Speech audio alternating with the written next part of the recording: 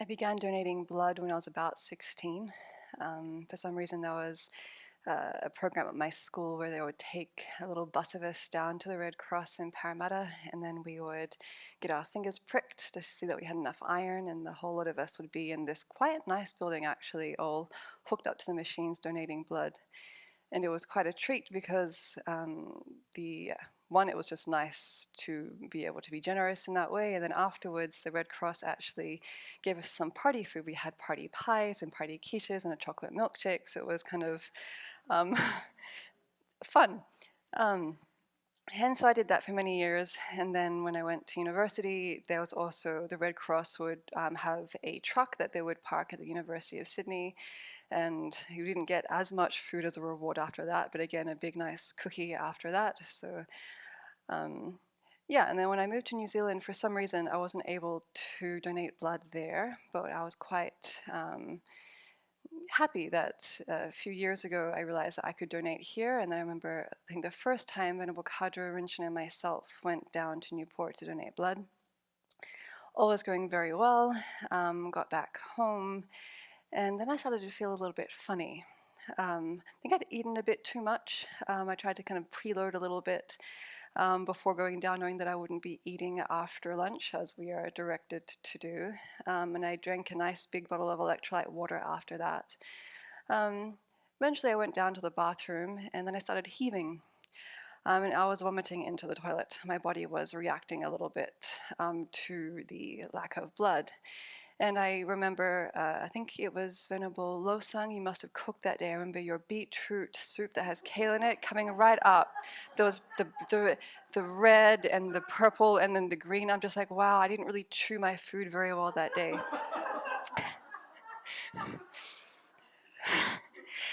And if at that moment someone had come down to me with a hot steaming plate of fresh moves and said, would you like some? I would have looked at them like, are you insane? And this is the image that Geshe Tapke actually gave us last week in terms of how we should look at all the pleasures of samsara as if we were ill and vomiting and someone came with some nice freshly prepared food and said, would you like some? It's like, no, look in the bowl, look at my face. No, that is not what I need right now. And I find this image very helpful to kind of jar me out of my complacency, because that's not how I look at things. Yeah. And the profundity of seeing ourselves as a sick person, really. And to see that the sickness that I have is not cured by the pleasures of this life. That, that's not the medicine, that's not the cure. Because it really does appear to be that way. When I'm hungry, I want to eat. When I've been noticing that after sitting for 5 sessions a day, when I sit down in a seat where my back is supported, it's like, oh, that is so nice. So I have to hold myself up to let my body relax a little bit. And that's fine. That's well and good. I need to eat. I need to rest the body. But that's not it. That's not the final cure to the illness that I have in terms of afflictions and polluted karma. And what also struck me from last week's teachings was how Geshe said that the third scope is just an extension of the first two. And this tie back to this image around, how do I really relate to the sense pleasures and my revolving in cyclic existence, is that bodhicitta, this great aspiration that we're trying to cultivate in this third scope, isn't something distinct or separate from the motivations we've generated in the first two scopes. I'm just extending my determination to be free from myself onto others, taking their suffering as my own, and then taking on the responsibility to free them from it, just like I'm trying to free myself from my own suffering.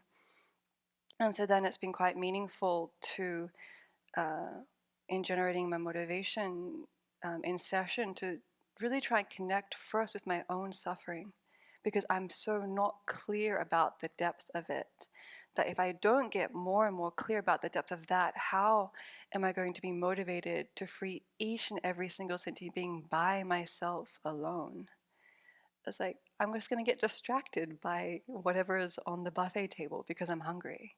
It's like, no, I need to be so clear about the depth of my illness and what the solution to it is.